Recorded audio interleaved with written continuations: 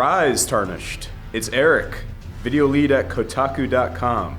Elden Ring is here, and it's enormous. The Lands Between contains well over 100 unique enemy types. Threats can come in many forms, from beach bums, speed-rolling skellies, to sus hugs. It's all a bit much for me, in truth. What follows is not a ranking, more like a list of which jerks got me all my feelings the worst, and most often. A few ground rules: we're only profiling common foes that can respawn after resting at a site of grace, meaning invaders are not invited. Same deal for bosses of any variety, main, mini, or field.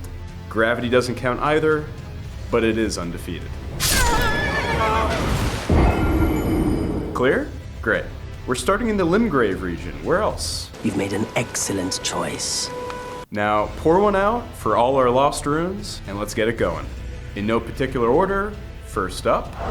So here's this giant enemy crab. Giant crabs. These cruel crustaceans can be encountered all around Lake Oghiel, and oftentimes they'll find you first, emerging from beneath the watery depths to administer bonks that hit hella hard.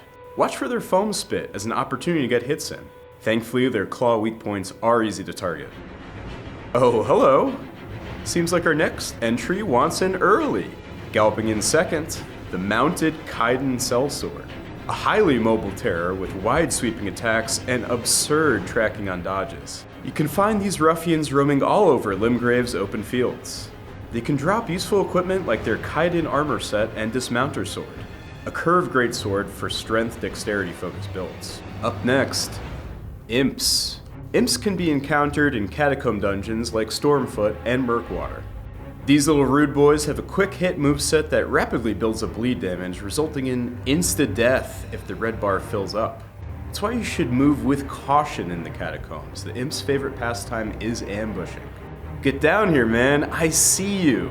Leaving the caves for fresh air, we have it for the Blade Birds. Bladed Talon Eagles can be found all over Stormvale Castle.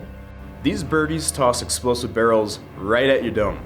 Also have a fire variant that'll turn you extra crispy if caught unprepared. Honestly, very rude. Bring a shield to punish them after their first attack string lets up. I can almost forgive them for dropping the Warhawk's Talon, an excellent straight sword for dexterity-focused builds like mine. Almost. Now, we've saved our chonkiest entry for last. Yep, it's the Lesser Rune Bears. These absolute units are located within the Mistwood Forest of East Limgrave, sporting more HP than some bosses and an unpredictable moveset that covers huge areas in a split second. It's simply a bad time when Lesser Rune Bears are around. Watch here as one forgets about me, demolishes a demi-human patrol in record time, before remembering I'm dessert. Thinking about escaping? Well, thankfully, you're able to summon spirits whenever they're encountered to ease the difficulty, only barely.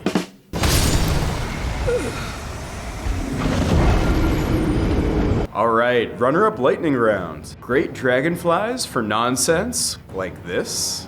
Good night and good luck. Trolls with their long-range burp cannon. Excuse you, sir. All didn't crack the top 5, but they definitely still suck. Maybe this list should have been 10. No, don't read too much into it. Okay, there they are.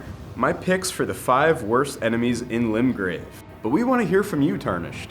Who has been making life miserable around Limgrave for you, and why? Let us know in the comments below.